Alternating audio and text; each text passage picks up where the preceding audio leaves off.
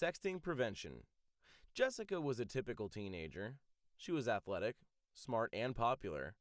Her boyfriend Joey was tall and good-looking and played on an elite basketball team. Jessica and Joey had been dating for a few months, and things were going well until they weren't.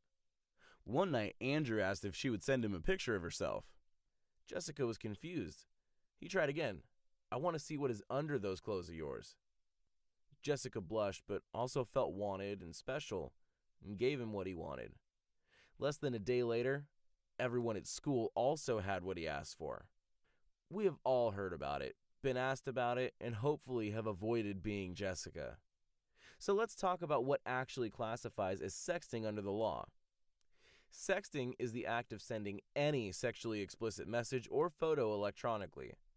When it involves someone under the age of 18, it is always illegal. Even though sending explicit messages via text, photos, or videos is against the law, teens surveyed said that under this definition, they have engaged in sexting in order to flirt, be sexy, be liked, as a joke, or simply because they felt pressured into it by someone. However, once these messages are put out into cyberspace, they cannot be taken back, and this can lead to unintended consequences for everyone involved that cannot be undone. It is one thing to put yourself out in cyberspace, but it is another to have personal, explicit photos and videos of yourself out there. It is really important to remember that these pictures do not have to have nudity in order for them to be illegal. It is so important, I will say this again, they don't have to be nudes, even for law enforcement, to determine they are sexually suggestive. Pictures can be in the form of a drawing, barely clothed, imitating sexual content, and obviously nudity. Here's an example if you're not sure what constitutes something being suggestive. In one case, 3 13-year-old girls were arrested and criminally charged for sending pictures of themselves in underwear. As you can tell from that example, it doesn't take much for something to be viewed as sexting by the court of law. Even when you believe that you are simply sending the photos or videos to one person, whenever it goes to one person, they now own it, and they have the ability to share it with the rest of the world.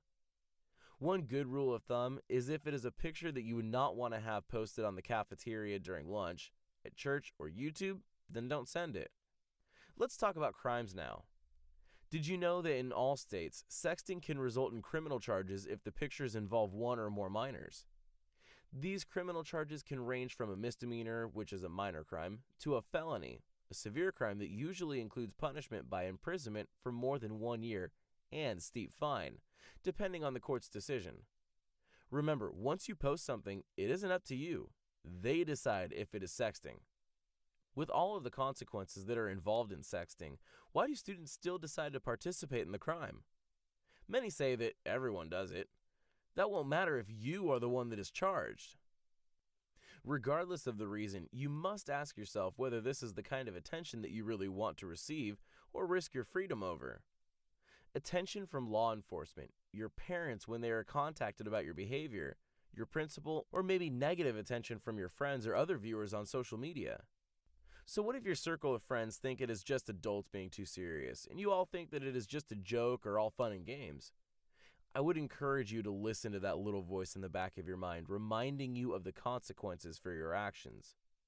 Sexting is never funny and can get you arrested, face criminal charges, or even worse, be sentenced to serve jail time. The fines and jail time will eventually go away once the time is served or the fines are paid, but the humiliation will remain. These are the things that colleges look for to rule out admissions against a sea of deserving students. Losing your ability to have the respect of your family and community may take a lifetime to disappear. Ask yourself, is sexting really worth it? If anyone asks you to send a sext, that is a crime. But if you respond to that request, now you have committed a crime and put that person asking in the position of having committed 2 crimes.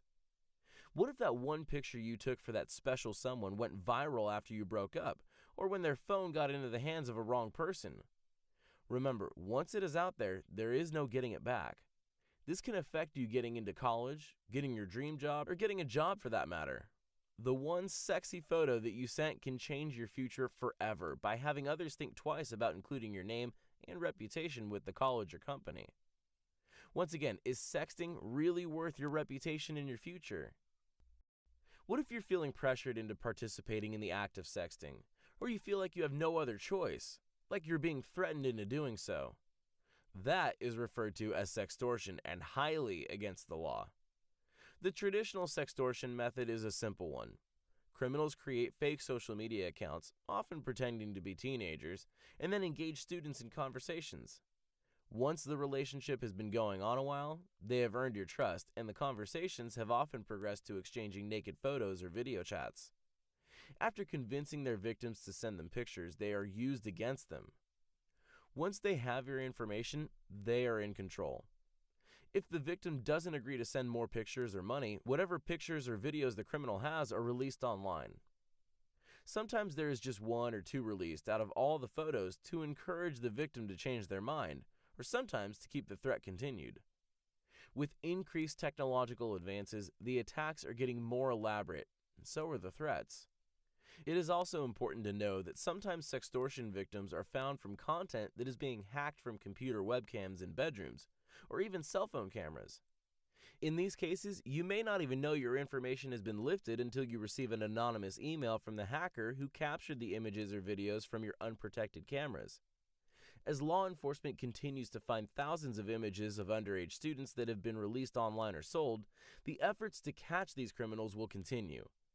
You can be part of the solution in stopping these sextortion rings. So let's talk about what you can do if this happens to you. First, you can tell a trusted adult. This can be a parent, teacher, administrator, or anyone else that you trust. There are special internet crime units at police stations everywhere that are designed to help in just these situations. Do not be scared or let this stop you from notifying an adult. You will not automatically go to jail or get in trouble for receiving sex, but you should be aware that this is very serious. Here are some things to keep in mind. If anyone ever asks you to send an inappropriate picture or talk with them sexually, this should be reported immediately. If someone sends you a picture, never forward it to others. Forwarding pictures and videos to others is also illegal, even if you are not involved in the picture itself. After notifying a trusted adult, immediately delete any inappropriate pictures you receive. If you receive a nude or semi-nude picture of another person, delete the message. If there happens to be a police investigation, the police can contact your cell phone provider and pull the records. The records will show that you deleted the message as soon as you received it. Deleting the picture immediately can keep you out of legal trouble. You can always tell an adult that you received a picture and that you deleted it. Finally, block the person involved. Make smart choices, and remember that once it is out in the cyber world, you no longer have control of it. There is help, and there is a way to help try and clean up your digital reputation if you have made any of these mistakes. There are people that care and want to make your life safe and happy with a positive digital reputation.